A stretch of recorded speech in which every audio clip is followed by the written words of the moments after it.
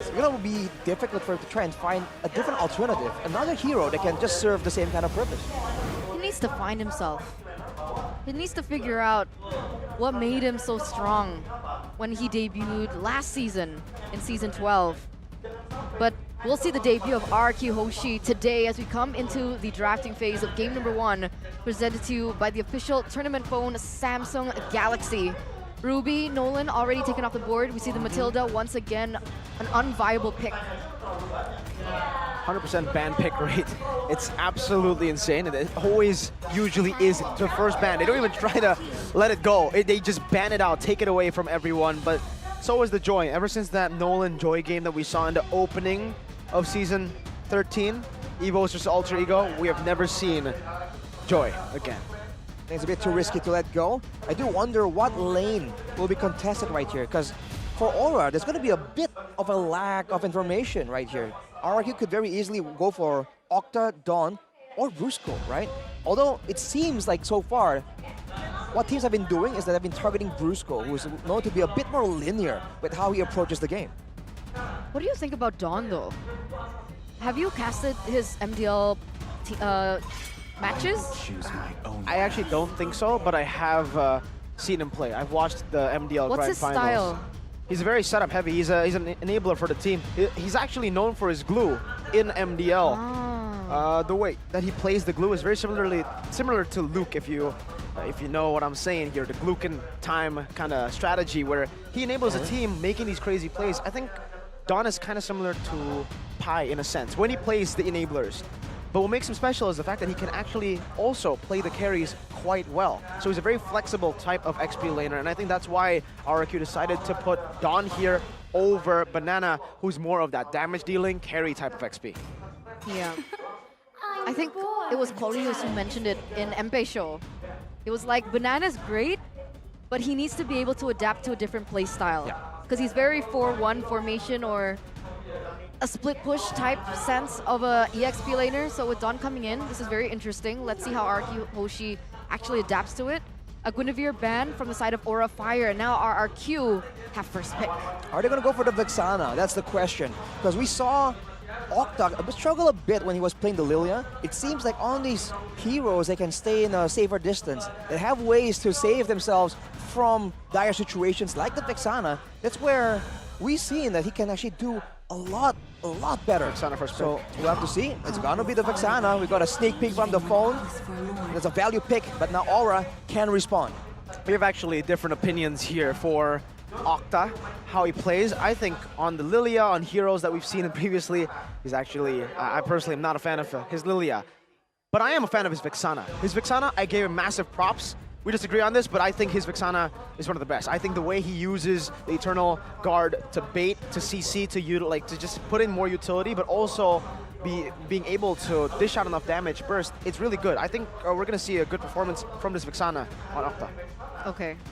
I was worried about Octa. I was worried about Octa. Me too, but he got his pick. Yeah. Right. So let's hope he can perform on it. Ooh. Right? Carry and Novaria going to be the next pickup coming in from Aura Fire. Now with Carry, what do you think Skylar's going to go for here? The Claw is still a realistic pick. If you don't want to go for that, I think Brody can fit in the situation as well. But I don't know, I got the feeling that RRQ might go for a jungle pick right here. Because if you have a good jungle pick and you combo that with the Vexana in the mid lane, that mid pressure is insane, man. Even on a Novaria, it's going to be so risky for you to walk up to just put your spells down, even though you can clear the lane basically instantly. So what are we thinking here? For Fredrin, Irad, Fredrin. I would think. But it turns out, it's X-Borg very early on. X-Borg For Dawn. still flex or definitely No flex. EXP? And the signature Minotaur as well for Brusco. There you go. We've seen that even in the previous tournament, they find success usually with a Minotaur in the first phase. That's always been the strategy for the new RRQ Hoshi in that previous tournament. They have a lot of combos to play with. Aura also leaning towards their strengths. Aran needs to Aran. What does Aran mean? He needs to do his thing in the side lane, man. Don't care too much about your team. I know it sounds weird, but that's what made him special in Season 12. Let's take a look at the comment coming from Yawi though.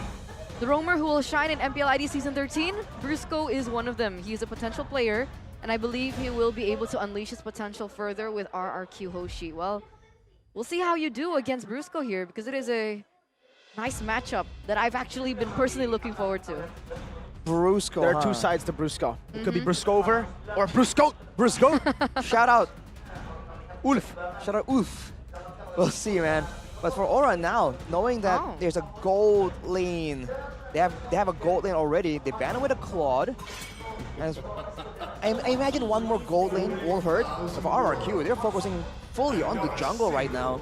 For Aura, they can technically flex this Paquito into the jungle, but that doesn't seem like Aura's style so far. Gukun can still pick up Barats here. It's still left open, still an option for them to go for. Martis is banned out. Fredrin is also an option if they can go for it. But here, Aura, do they want to take out even more away from Skylar? Do they want to take out the Brody? I feel like if they just focus on the gold lane, okay, they can limit Skylar's hero pool, but then the rest of the team can really pick whatever they want. And I'm on the opinion that RRQ, they're a team that does great when they can dictate the plays. As in, where do the fights happen? How do they happen? Like, is it moving forward? Is it moving backwards? And usually, that is all decided by crowd control. So the fact that Aura went for 2 gold lane bans means that RRQ have a lot of options to explore right here. And combo with a Vexana and a Minotaur already is looking at that like a dangerous combo where Aura will be forced to really let go of any real team fight contest situations. MDL Indonesia Season 8, 2nd place. MDL Indonesia Season 5, 3rd to 4th. And then MDL Indonesia Season 4. So he's been very consistent. By the way, fun fact, before he joined RRQ Senna, he was actually in Aura Blaze, the MDL team for Aura. So it kind of is an interesting matchup here against his technically old team, but he didn't play an MPL, only played MDL, right? Other than that though, Bruno and Claude, they're trying to really force out this Brody. I think they are going to have someone that can dive in the back, someone like a Cho. That's what they're trying to set up for Yawi. They're probably going to pick up a jungle now, something like a Fredrin, and then they'll pick up the Cho later if Skylar decides to go for the Brody. I think I like that. That was one of my questions as well. I was like, why Bruno over Brody? Yeah. So if they're setting up for that, could Barats work, or does it have to be Fredrin? Oh my god, it's Yawi's mom! Oh, wow! And Indo all the way from the Philippines. Shout out to W Mom support here for Yawi. Hi, Mom. That's so... Hi, I mean Yawi's mom. Yeah. Sorry. Okay, it's okay. Typo. That was insane. Well, let's hope that Yawi can perform right now, make a show happen. Because so as of right now, it seems like they're going for a lot of crowd control, and they have denied the Martis and the Grok all the crowd control immunities that come to mind. But for Aura, they offer the Akai another option that can cancel out the crowd control, but that's a very long cooldown skill compared to the Moral Coil and the Power of Nature. So let's see if RRQ just goes for this like pick-off heavy strat. I think it's a safe option to go for, right? No Martis, anti-CC, so he can go for... Let's see if... Okay, he goes for the Clint. Now this is where it all comes down to Aura. It all comes down to what they think. They were trying to bait out the Brody. The Clint showed up, so no Brody, but they still want to force the Cho. Man, the Cho, huh? Yeah. Is there a potential for us to see another like Cho Rome split push situation right here? Because the team fight is looking absolutely brutal, man. I'm not sure if I would want to participate in any kind of team fight against RRQ's composition right now. I don't know. I mean, with Clint, is Cho still a viable option to go for? It's not as simple anymore against the Clint. Right, against any kind of mobility, the Cho will definitely have some struggles. The fact that there's built-in crowd control as well. Yeah, that. And crazy peel. Remember, there's a Minotaur export Barats Vexana. Exactly. Yeah, they don't go for it. Tigreal though. Wow, okay. All right. There it is, ladies and gentlemen. The final form of both of these teams. Carry, Nova, Paquito, Kai. Okay, how are these side lanes looking? The side lanes, the carry we've seen be very successful, especially Against Clint, in the laning even? phase. I do think that maybe she won't be able to bully the Clint, but she can definitely last in the lane without getting bullied out of the lane too often. And on the other side, it's a Paquito against an X-Borg. I think that one's a bit tougher. Because, you know, we all know how annoying an X-Borg can be, and that could be where RRQ are trying to make plays happen. Because the jungle, it's a Barats. It's not that kind of mobile, playmaking kind of hero. At least not in the early game. If you look at the scores right here, 6.0 lineup rating for RRQ, but Aura, they have the better counter rating. So we'll see if that stat, once again, indicates anything, Mirko. Ladies and gentlemen, it's time to see the Kingdom up against the Dragons. Will they still be the King Slayers, Aura, from Season 10, or will the Kingdom rise up with their shoulders to go and slay the Dragons?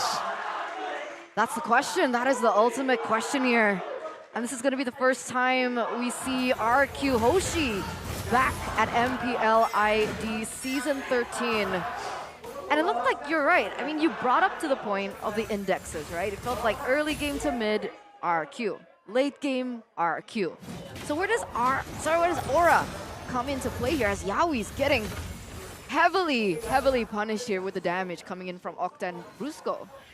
I think the only real advantage Aura will have is if they go for again a split push situation, and now they have an Akai, they have a Tigreal, they have a carry, all very mobile, all with slows of their own, and they have the Novaria to try and help with the scouting, with the poking as well. It doesn't seem like it's a team fight composition, but if they're not careful and RRQ gets ahead, then they will be the one dictating where the fights happen, and if there's going to be any space to even start split pushing.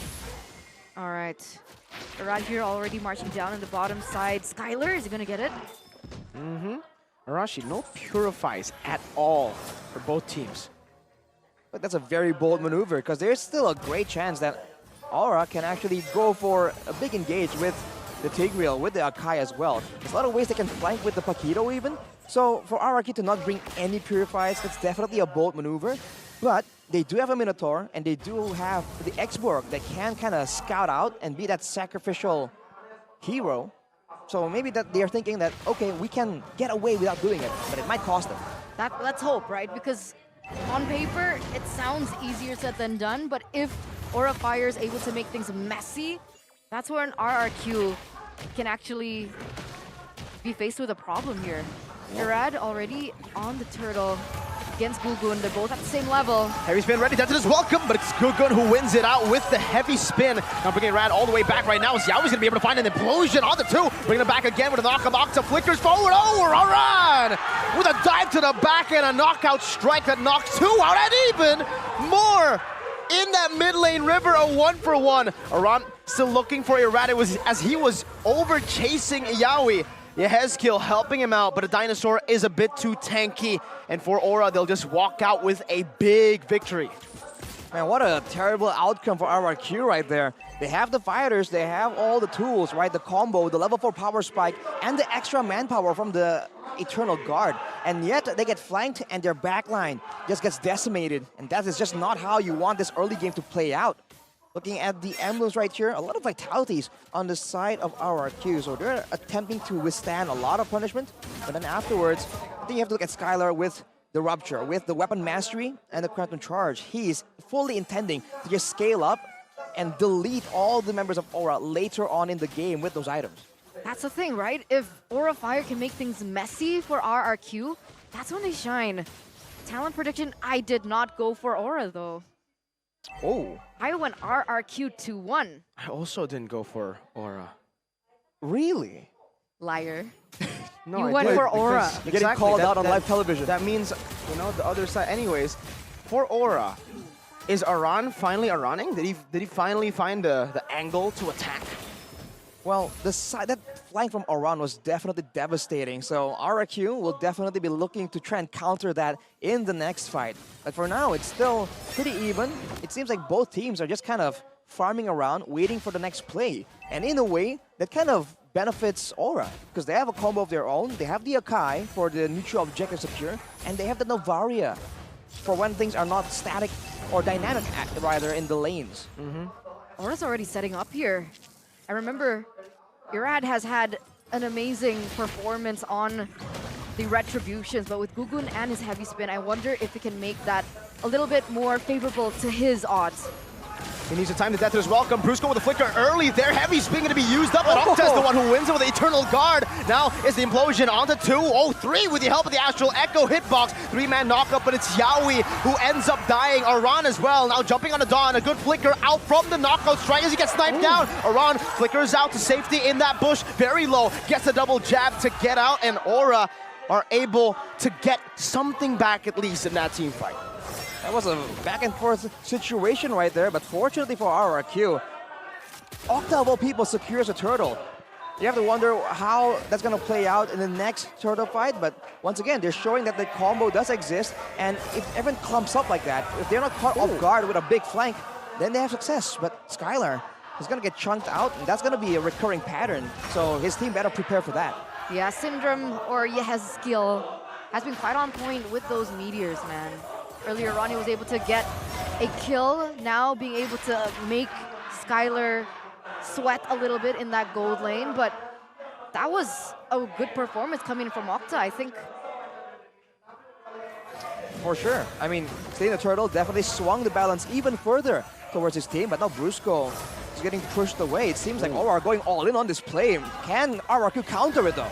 Yeah, no flicker on Brusco, so there's no real threat of that initiation over, and they are able to utilize this range advantage for Yehezkiel to constantly just poke. Gugun securing that gold buff, getting level 9 here as we are approaching the last turtle.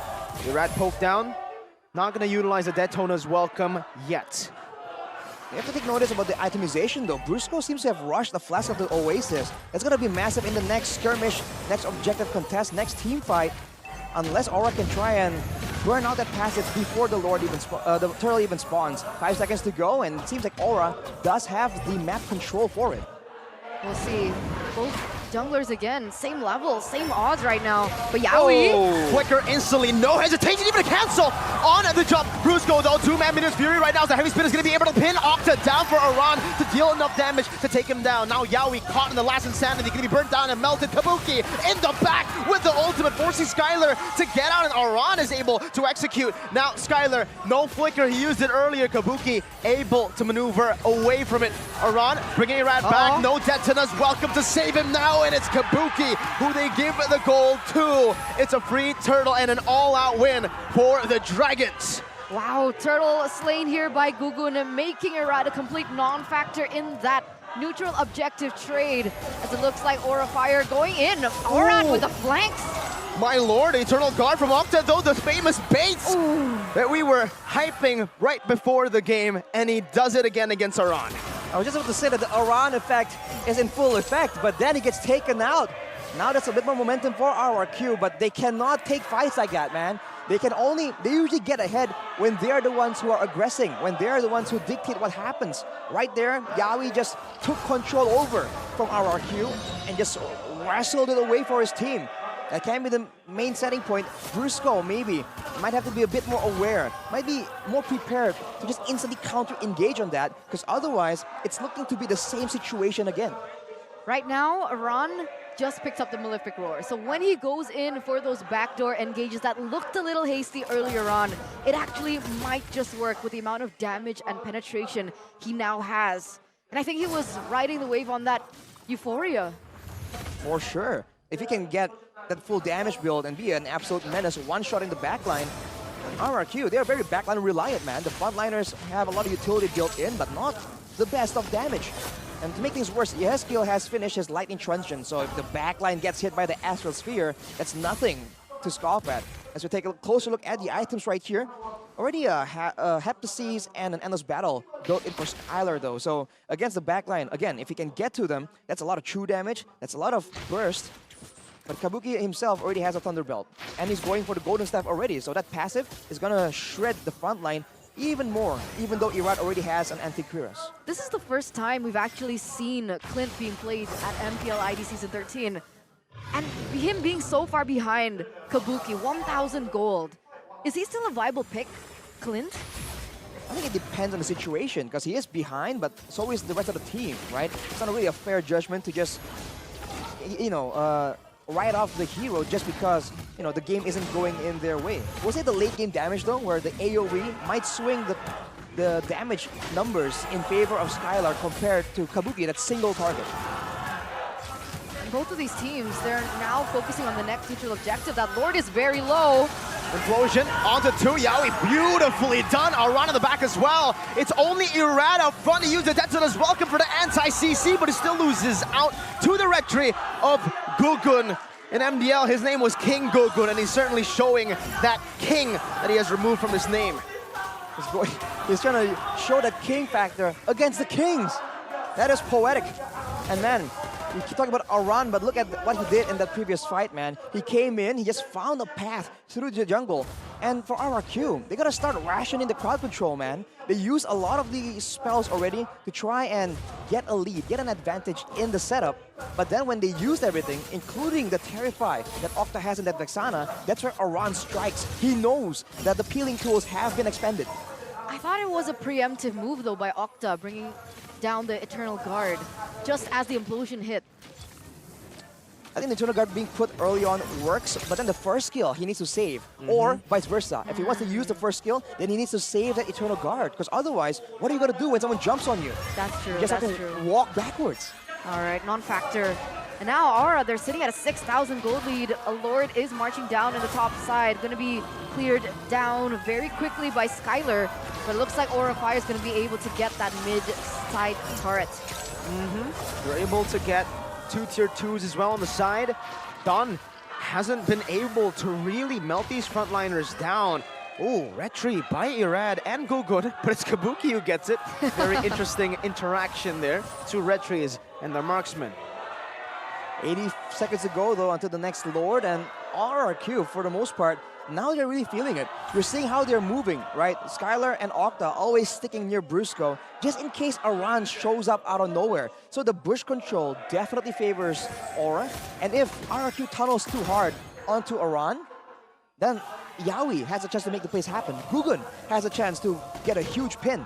And Kabuki is just going to be so free to deal out that damage. He's already #1 in gold, so he's fed 201 KDA so far on this carry.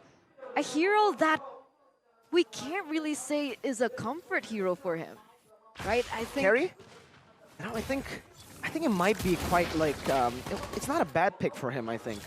Yesterday he wasn't able to pull on Bruno. Bruno, exactly. And then Claude was his comfortable pick. Yeah, But but he's picked up carry, so is there, if can you say remember improvement? SBS, Oh, true. he did outplay Blacklist true, with true, true. the Carry. carry. So again, when I'm thinking about the carry, it's kind of like conflicting right now. I don't know if it You're is a right. comfort pick.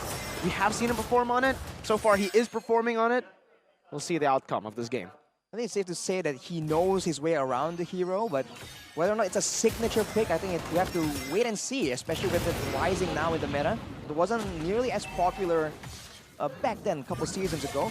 Now with the Lord back up, Aura just has all the setup advantage right there. Already controlling the bush, and this is where the Novaria, like we said earlier, can just check out everyone. Oh, Irad walks up. Daytona's welcome. Oh, he does not get it, though. He gets knocked up and shredded instead.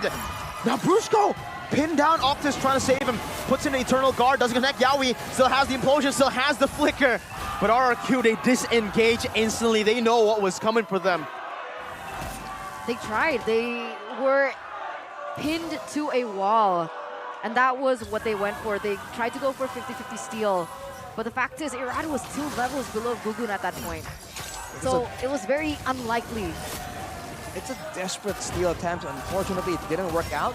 Now with the Lord, Aura has a lot of sieging potential and a lot of ways to fake out and engage and bait out spells from RRQ. And if RRQ bites on it, then that could really be the end of it. This early on, I think it is still possible. Octa just picked up the Divine Glaive though.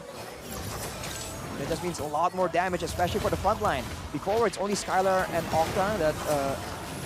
it's only the front line that can really absorb it, but now even the front lines are gonna feel that sting a lot more. They successfully defended that inhibitor turret. Another wave is crashing though. Dawn, I don't think he's going to be able to clear that out as fast as he wants to. So it does fall to the hands of Aura. The fact that free one. that earlier on, like, Dawn was sacrificing himself a lot for the better of the team again and again, means that he's quite far behind, man. Usually we see an X-Borg and he can just stay in the front, be a bit more risky, and be kind of impudent with his positioning, but not Dawn. Seems like he's, at every turn, just punished for moving up and forced to back away constantly. What do you think about his performance so far, actually? Don? I think he's been just doing his thing, you know, hasn't really done anything too special, but again, that's not his fault. I feel like right now, if you look at the drafts, I've been pondering. I've been looking at the whole like draft the last few seconds, and it just looks like an AP Bren draft, does it not? It's, well, they did get Bren, so it makes sense. So my question is now, is it an execution problem? Because this feels like a draft that we have seen many times before. The Clint in the gold lane for Super Marco, for AP Bren. The Flap TZ, XP, X-Borg as well. Let's take a look at the replay to maybe dissect if it was an execution problem, if it was a disconnect. Well, this is just Irad going in for the steal solo, then Brusco getting stuck there, but Octa bails him out with a Terrify, zoning away with the Eternal Guard. So, if they want to make plays like that, I think it's still valid. They do have AoE combos, you know, but again, they have to be the aggressors, they have to be proactive with it, and they have to go together as a team, because one by one, that really favors Aura, because if you look at their composition, Kabuki, single target damage, Yehezkiel, for the most part, the Astrosphere, single target damage, Aran as well, so they have a lot of ways to pick up one person, but if everyone is swarming them at the same time, especially the backline, it's a lot easier said than done. So you think it's chemistry problem from Could be. RRQ? Ooh, an execution issue might be a problem as well. Right now we see the hand cam of King Gugun, or just Gugun now. Irad's trying to open up this space with the stacks. He has those big guy stacks, but look at Dawn. No Faraga armor already, all of them revealed. And you can see Yaoi with the conceal. He's finally spotted, but it's already a lord taken for free by Gugun. Absolutely well played in the macro division. The slow push up top, every forced error executed very well by Aura. 10,000 gold lead for Aura right now. I feel like the only real silver lining is the fact that Skylar is one item away, and the Clint damage late game can make a big difference, but he doesn't have a Purify, and he's up against an Akai, a Paquito, and a Tigreal, right? There's so many ways that Aura can shut down RRQ if their game plan is literally just to bank on Skylar outputting damage. We'll see what happens as the Lord comes in, and Aura is managing the waves pretty well. Again, they have great siege. Karuki, a little bit of damage in the bottom. Yaoi! With an implosion onto 3. Venus Fury onto 2 again, but Kabuki already got the space enough to burst them down. What an initiation, what a set. But it's RRQ who wins out with the backline damage dealer in Skylar. Free hitting Aran, dashes forward, it's a bait with a flicker. Now Aran baited in, but he has a flicker also to get out. Also that immortality, they've cracked open 2 base turrets, 1 left in the bottom lane. Astral Echo again onto Brusco, but RRQ have defended. Is this the power spike? Is this the turn?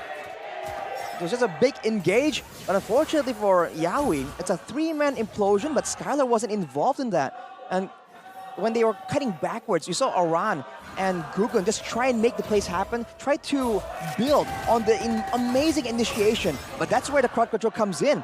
Octa was able to survive, and the Terrify, the knockout from the Eternal Guard, really swung the fight in favor of RRQ. So now they are closer, but they're still at an 8k gold disadvantage. So it's a great start if they were trying to mount a comeback, but there's a long way to go from here. It's beautiful foresight. That's all I can say. That was beautiful foresight from both Skylar and Octa. Sure, Octa got caught, but he was still able to flicker out in time. And Aran will be able to get that away from Irad. That's a low blow, bro. That's a low blow. Yeah, he was hiding in the bush, right? You would expect the boxer to just stand in front and go 50-50, but no. He's a cheeky boxer. He's a street boxer. He's a street boxer. Streets. That's the Aran that all the Aura fans are just hoping to show up, right? The Aran that dares to go in risky situations, knows his exit plans, takes away resources away from RRQ. This is the Aran effect in full swing. But we'll see if that can last, though. That's the thing. Octa just picked up a holy crystal. Look at the damage dealt. That's insane. The Hezkiel. Where is Octa? Who hurt you? Number 5. Number 5. All the way down. At this point, he is very much utility. It's the poke coming in from Yehezkiel, right? And he has been landing his shots. And that's the problem now for RRQ. Like, just as they're trying to go for a setup, they're already caught a little low. It gets chaotic, and that's exactly what Aura Fire wants. A chaotic RRQ, something that isn't systemized to be able to land in those CC combos that Aura has. The big issue for RRQ right now as well is deciding who exactly is supposed to be in the front, who's supposed to get information and survive. Because I think initially it's supposed to be Dawn on the X-Borg. That's usually who we see sacrifice, but Iran has been just walking up right here, taking some damage, and he's very immobile, so this becomes a dangerous situation. Yawi. Conceal in the back now onto Irad. Jumping forward, Death is welcome implosion. Gonna be cancelled, munched up, but Irad gets melted down. Oh, two-man stun onto Kabuki! He's able to dash away. Yawi still there. Gugun securing the Lord. Around with the flank right now as that's gonna be Skylar still in the base, waiting and clearing the waves. RRQ did not have the same vision for how that fight was going to go. They did not have any follow-up. That was already really good on Kabuki. If they had followed up on that play, man, the two-man stun, maybe with a bit more damage, they could have done something, but Skylar wasn't around. So there's no way they're going to take that fight and risk it. And now with the Lord marching in, can Aura end? Ooh. 5-man, Astral Echo. Dawn pinned down right there as Kabuki makes quick work of that Faraga armor, but it is all a distraction for the Lord to be taken down. Bottom lane, pushing in, shoved in, but Kabuki doesn't have a lot of range, and they're still going to be able to defend these one base turret and keep staying alive. 20 minutes in. Wow. But it's the right base turret. It is the right base turret. It's the one in the side lane. It's the far lane. But that's it, right? The setup coming in from Aura Fire, because Iran has been so annoying. Have you seen him? He's just constantly pushing in that top lane. Skylar forced to deal with it. And now he picks up a new item. Skylar? Got the great Dragon Spear, because now he knows he's going to get chased down. He's the only real threat that Aura has their eyes on. And he is forced to just itemize for so many things right here. He needs some magical defense. He needs some physical defense. Yeski and Aran is a deadly combo, man. Physical and magical damage, they can both one-shot your backline. So Skylar has a lot of issues to deal with himself. And on top of that, he needs to try and find windows here to really carry the game. There's only one turret left.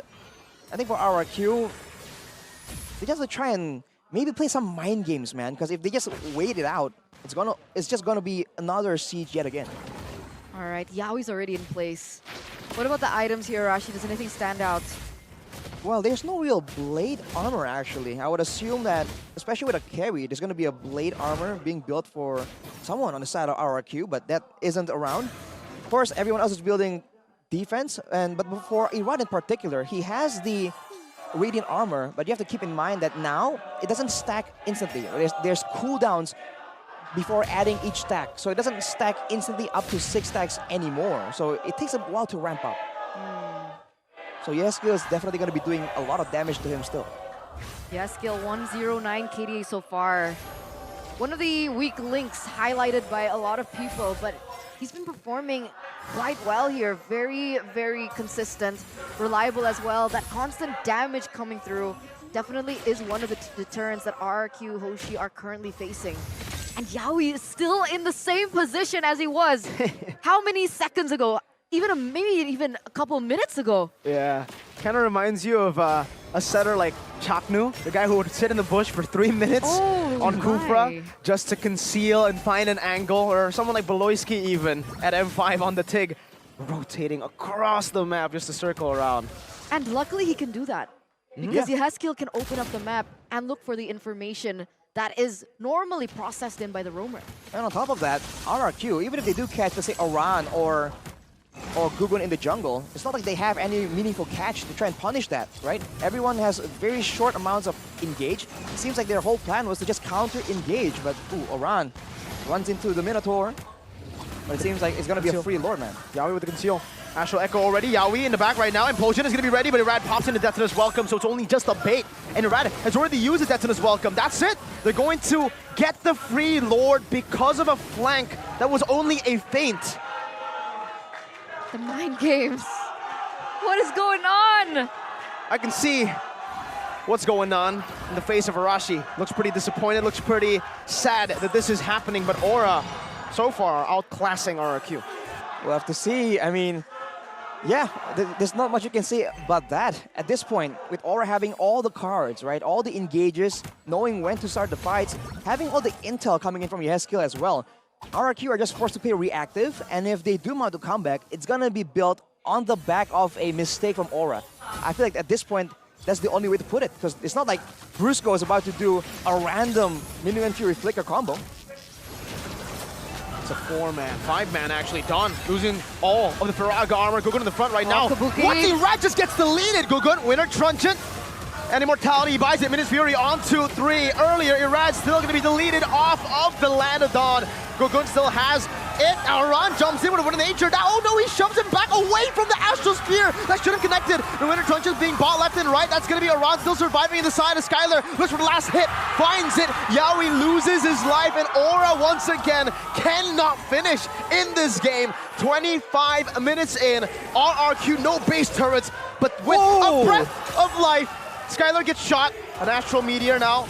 Skylar wants to look for a play here, but he has to be careful. That's another Astral Recall and a shot. Oh, that would have killed him.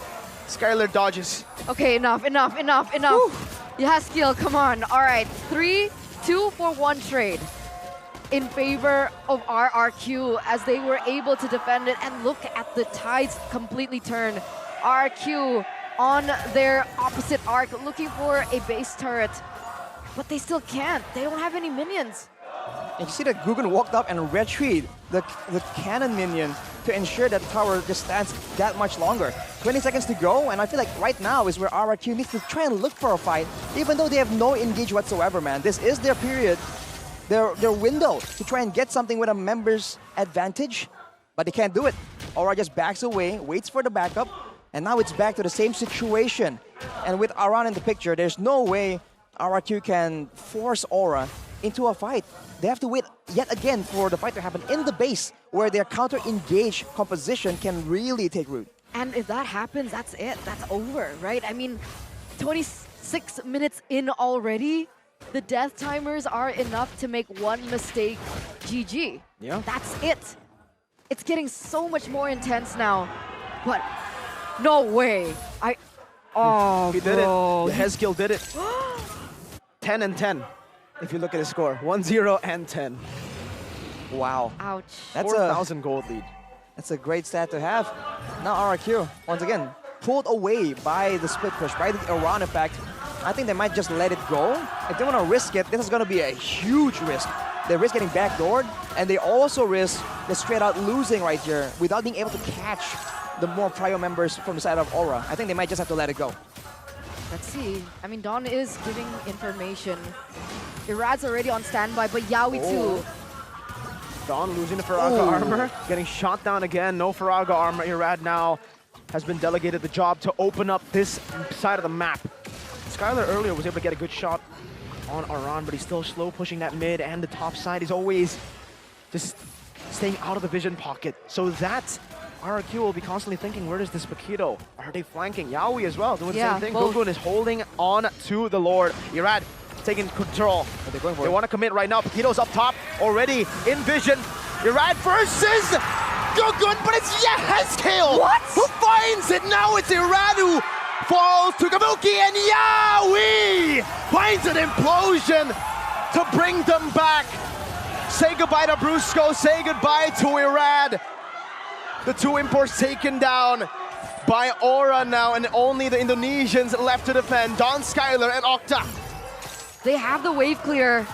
They have the wave clear. Do they have enough firepower in them to defend this? The Lord is already marching in that mid side.